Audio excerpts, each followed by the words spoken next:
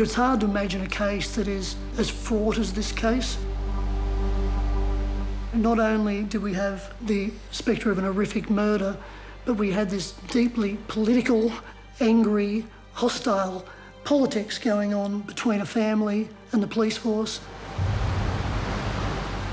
You had the complication of it being a cold case, and you had the unwillingness of the police to admit that perhaps they got it wrong. That combination, to me, said that it would never be solved.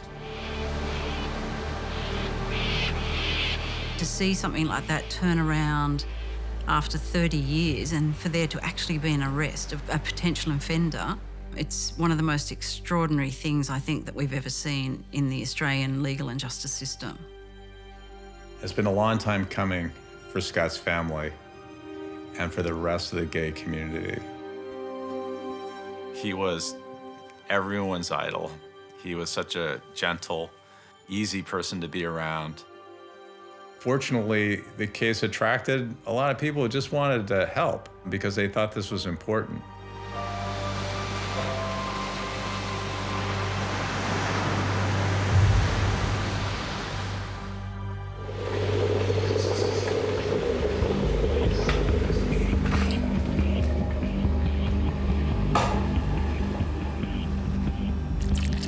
It was early in the morning. I was up for an early shift. Would have been 5:36 in the morning. I was the last person to see him alive. And I could see his legs in the bed in my brother's old bedroom from the kitchen.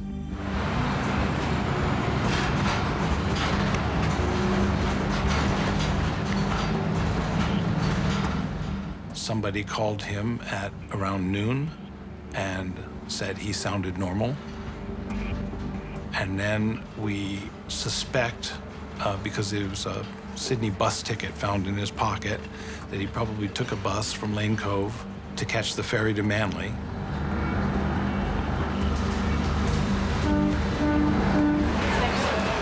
It was, beginning of summer, and that he went there possibly to celebrate the fact that he had completed his doctoral thesis. It's a big day in anybody's life.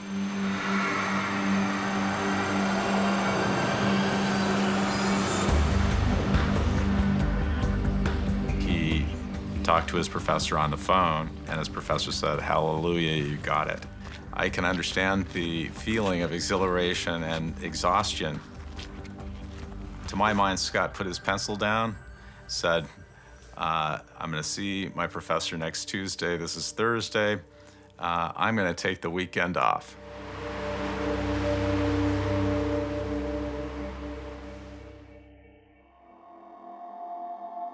The next thing we know is that a couple spear fishermen and one of the spear fishermen's sons find a body at the bottom of the cliff. They call the police come. They investigate, they see the body, they see Scott's clothes folded neatly at the top of the cliff. Scott is completely naked.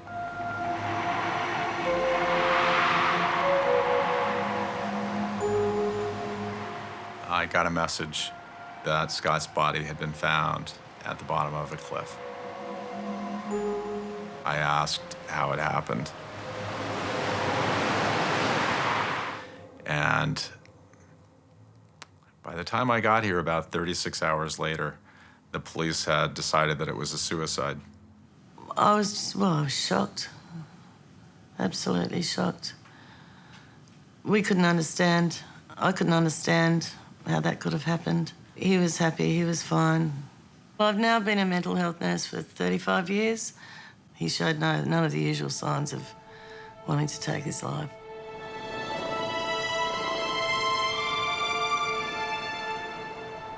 And from then on, the wonder about what happened to Scott has always been there. I didn't know whether my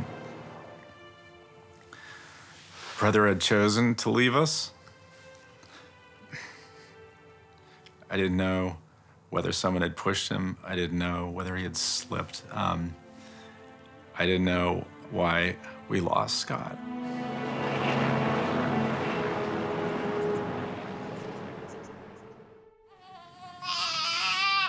So So at the time of Scott's death, Steve was a grad student. He had no money at all. And so it wasn't until several years after Scott's death that he sold his first big idea to America Online and made, you know, what to any person I know would be a fortune, not a small fortune, but a real fortune. What we've been able to create at Johnson Grace is an environment with lots of electricity, talented people working on very interesting products. Steve was a central figure in the beginning days of the internet. He wrote this mathematical algorithm which allowed photographs to be transmitted over phone lines. And everything was text-based in those days. And getting a picture up on a computer screen over a telephone wire took 5 or 10 minutes. Our life was forever changed. I've never liked to worry about money, and after that happened, I've never had to, fortunately. They're not profitable yet. Right. That ultimately allowed him to really dig in and put some resources behind this investigation 20 years later. I tried to roused some attention to my brother's case, getting more and more incredulous that no one was interested. I finally decided I needed a little ground support, so a mutual friend introduced me to an absolutely phenomenal investigative journalist named Dan Click.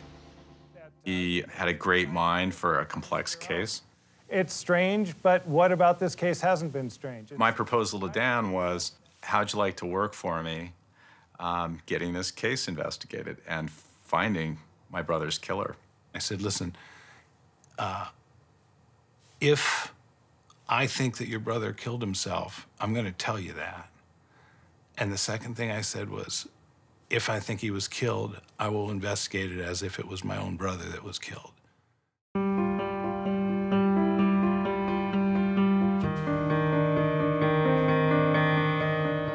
So Steve and I sat down and he just told me about Scott's life. So we were all born in Los Angeles. My parents split up when I was 10 years old. We lived on welfare for most of the time I was in high school. And so Scott and I became much closer during those few years. We were really on our own. And Scott loved math, and he was brilliant at math. Got into the best technical school in America, Caltech. He graduated at the top of his class.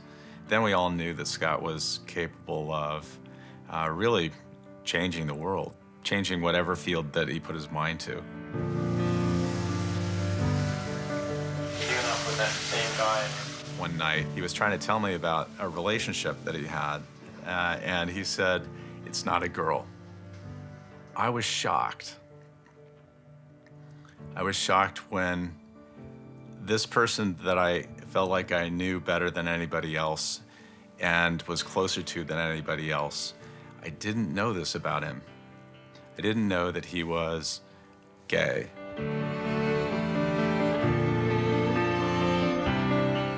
The person he fell in love with was Australian. And so finally, he decided at the end of that school year that he wanted to move to Australia. I met Scott in our family home in Lane Cove as a friend of my brother's. I guess he was my brother's boyfriend. You know, he was a really shy sort of fella, very good looking.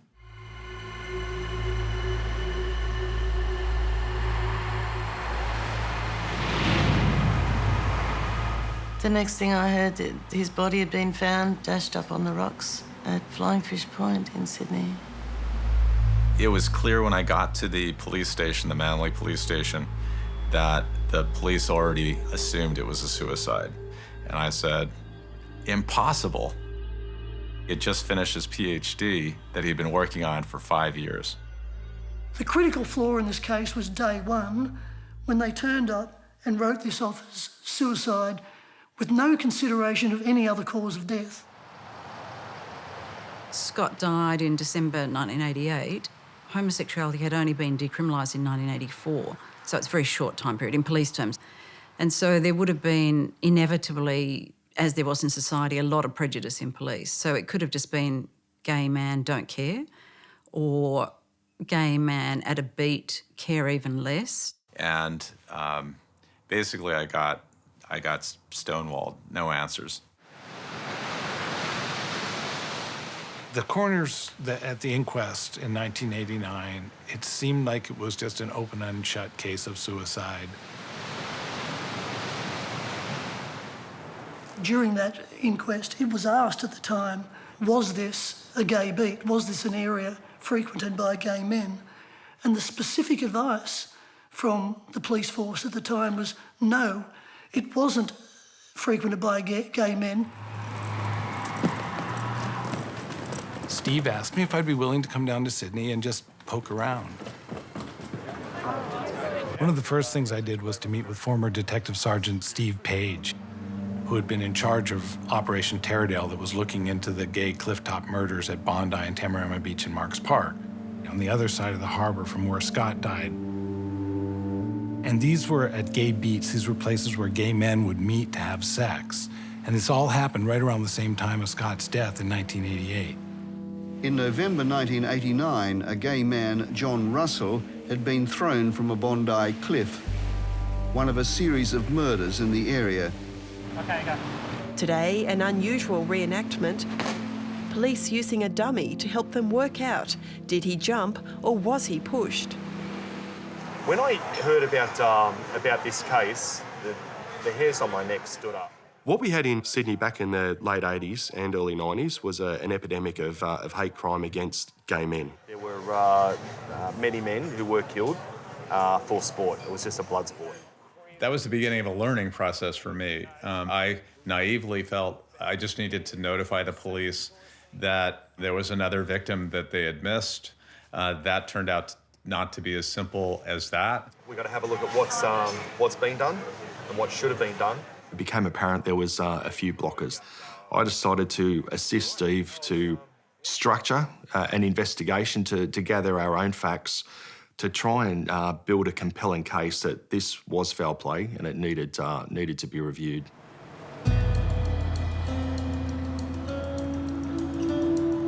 One thing that we wanted to establish was the area around Scott's demise. Was it a gay beat? The next point that we needed to try and challenge was it a gay beat that was known for violence? So I went running, and as I ran past the sewage treatment plant, I saw a couple men who were working there. And I said, well, do you recall that, gay men would come up here at the time and, was this a beat? And he said, oh yeah, all the time. He said they'd make little love nests. I remember he said that. There were little love nests all over the headlands there. This had never entered the debate before. In fact, it changes everything in the story. Everything changes from that point. I found a whole slew of articles that really looked a lot like assaults on gay men.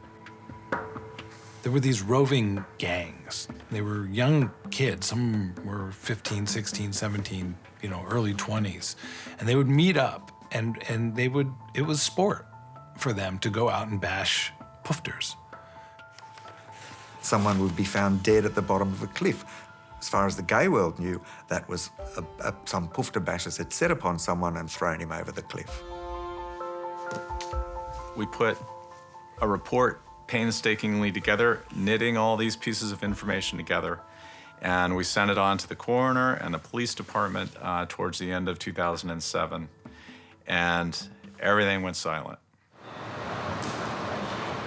I tried calling somebody from the Unsolved Homicide Squad, but they told me that because it had been ruled a suicide, that there was nothing they could do. We've read all the material. I can tell you that this matter has been investigated and looked at numerous times. This is a very, very difficult case, and it's very, very challenging. And we don't have any direct evidence or direct links to determine how Scott's death was caused. One of the frustrations and mysteries in trying to find justice for my brother was the police intransigence. There was a lot of work to do. And so over time, the team grew because people wanted to help. We called ourselves Team Scott. There were lawyers, there were journalists. And gradually we started to get some attention on my brother's case. And then Jackie Millage helped us a little bit. Well, my first impression when I went down there... In 2005, as a Senior Deputy State Coroner, I was conducting an inquest into the suspected deaths of 3 gay men at Marks Parks at Bondi. Thanks very much. I must get back to the office. Thank you. I hadn't heard about the Johnson case until I was visited in 2007 by Daniel Glick, who was investigating on behalf of the family. I met with him. I got the file out. It was striking, the similarities between that matter and the matters that I had just dealt with 2 years before. Until now, the disappearances of John Russell, Wollongong newsreader Ross Warren and Frenchman Gilles Matteny were not publicly linked. My findings were that they had met their deaths by being thrown off cliffs at a gay beat. And when I was looking at the Scott Johnson matter, I couldn't help but feel he had met his fate the same way. The police should have seen the patterns. And for that reason, I was prepared to work in with the family to see what we could do. I was absolutely convinced that the matter needed to be reopened. Gay men just basically didn't report crime to police. For 12 years, I was the police gay and lesbian client consultant. And I just happened to be reading the Sydney Morning Herald, saw an article and went, that's not a suicide, that's a gay hate murder. It was truly an expression of hatred, and to think that my brother died that way. I immediately sent an email to police saying, look, I think you've got it wrong. I think this is actually a gay hate murder and I think you need to get a detective onto it to investigate it. I dealt with a lot of gay hate murders, and in 1990 I watched a video interview with some of the young offenders who'd pushed someone off the cliffs at Bondi. And, I mean, that was a real eye-opener. They just said, look, cliffs are a great spot. It's the easiest place to kill someone. You just herd them over the edge, scare them and herd them over the edge and they go off the edge. It's great.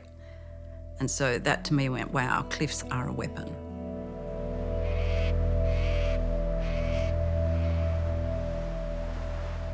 Here's what I think happened to Scott. He probably finished this PhD problem. He was elated. His boyfriend was away. He had heard about this beat in Manly somehow from one of his friends. It was a lovely summer day in Sydney. He was probably feeling exhilaration. What better way for a gay man to express his exhilaration than to go out in the sun, set on a headland above Sydney Harbour and have a great day in a gay beat. Took off his clothes, laid down, and so somebody probably walked up to Scott while he was there and proposed sex, proposed something.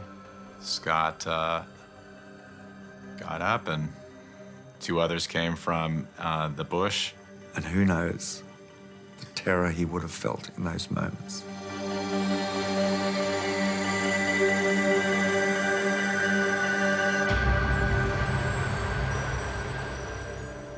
When I looked at Scott's body at the bottom of the cliff, the photos were very distressing. His body was torn, it was battered. The expression on his face, it was just terrifying. And it really did look like he was pleading for help.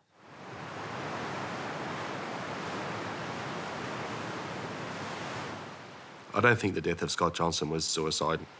Playing the percentages, more likely than not, I think it was murder. Steve Johnson, through his own investigation, manages to raise enough doubts so that by 2012, a second inquest is launched. It was a big day when we got the finding that suicide had been overturned. We got an open finding. It's not often that the courts will admit they've made a mistake.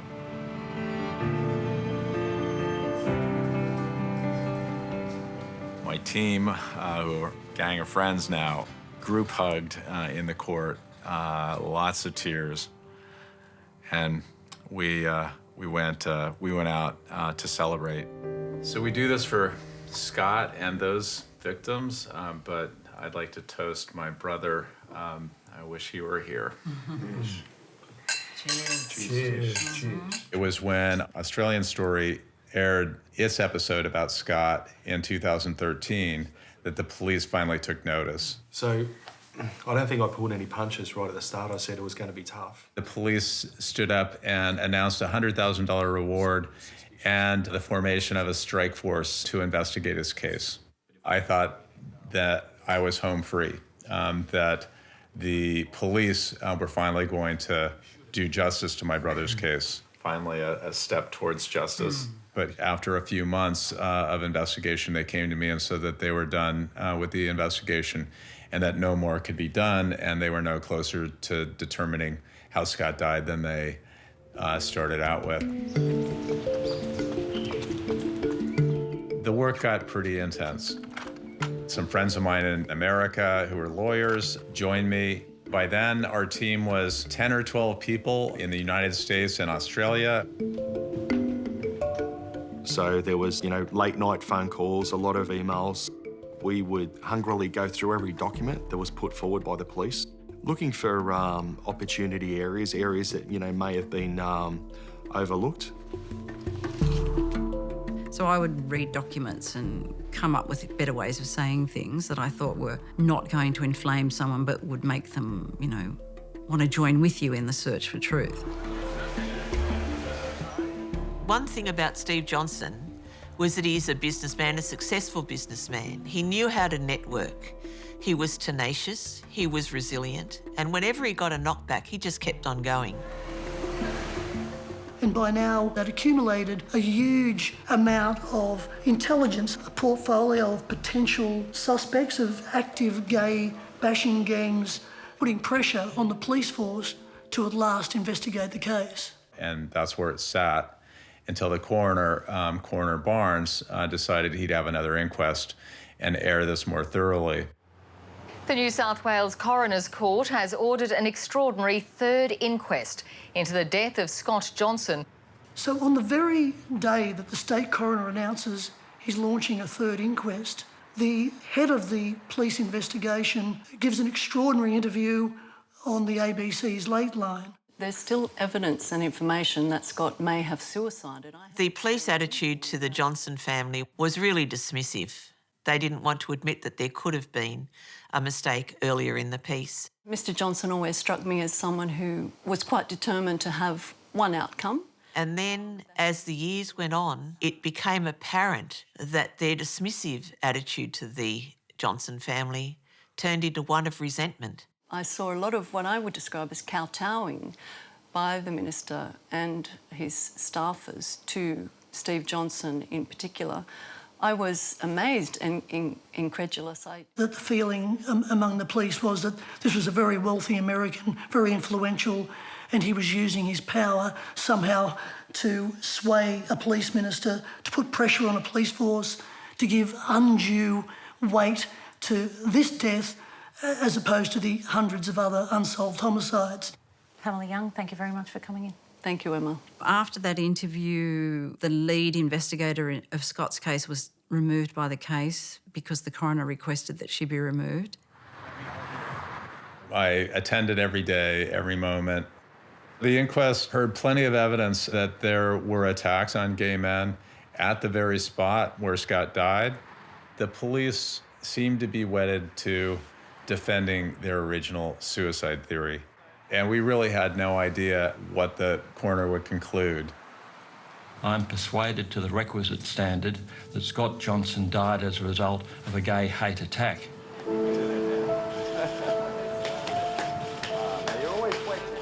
So the key finding of the inquest was that Scott Johnson was either chased, frightened or pushed off that cliff.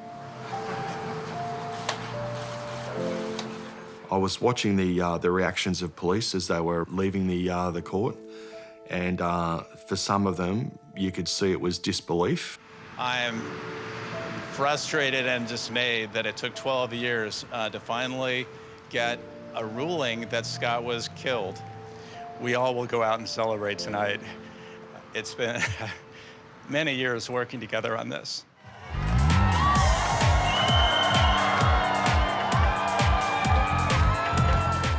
A few days after the news broke that same-sex marriage was legalized nationwide in Australia, the joy we felt made this whole journey worth it.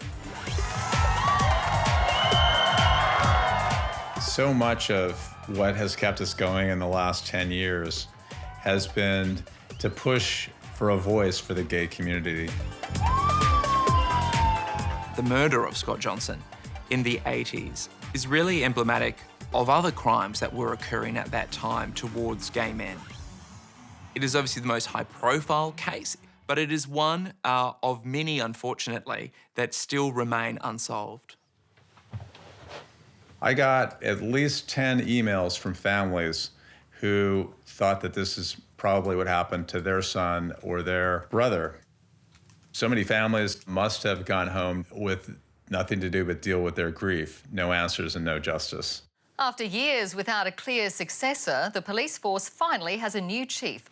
Assistant Commissioner Mick Fuller has been announced as the state's next police commissioner.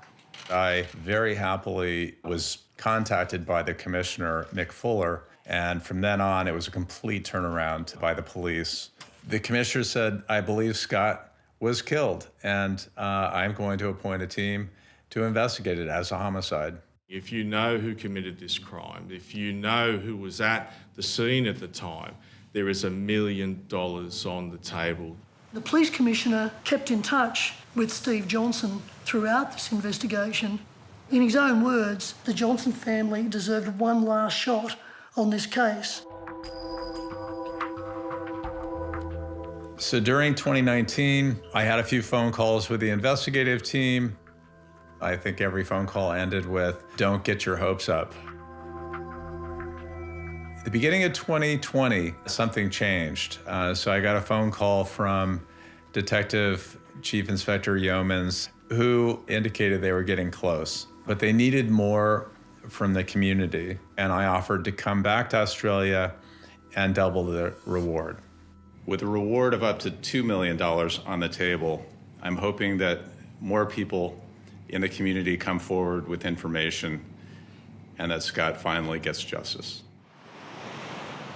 I was still very sceptical. I thought there was a chance, but I really was sceptical that we would ever get an arrest so many years after the event. Finally today, a major development for the family of gay hate victim Scott Johnson. Today, a man was charged with murder.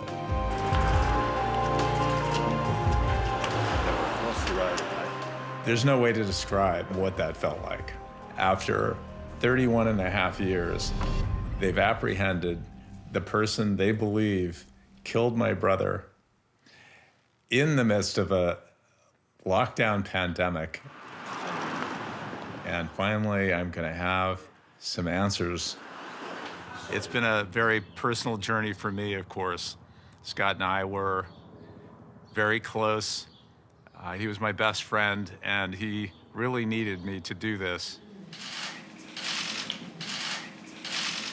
I've certainly apologised to Steve Johnson. I suppose an apology is one thing, but action, I think, will always speak louder than words, and delivering an outcome for Steve and the family was important to me.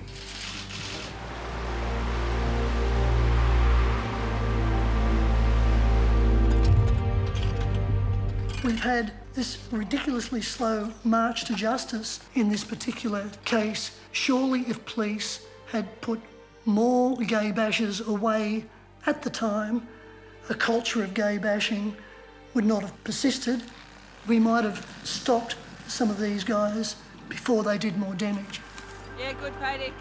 If Scott Johnson's death had been regarded as it should have been, they may have made some connection. They may have seen a pattern, and it may have led to a very earlier resolve of the Scott Johnson matter than now, some 30 years later.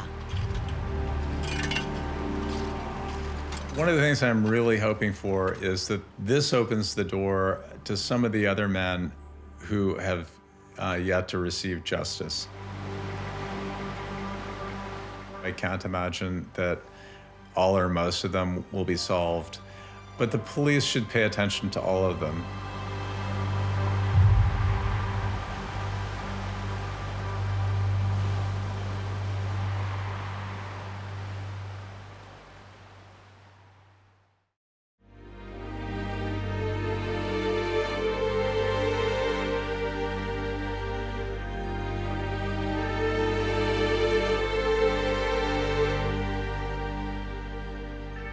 I'm sad that our parents are not alive today, not only to see justice done, but to understand what happened. And we seem to be a lot closer now to finding out.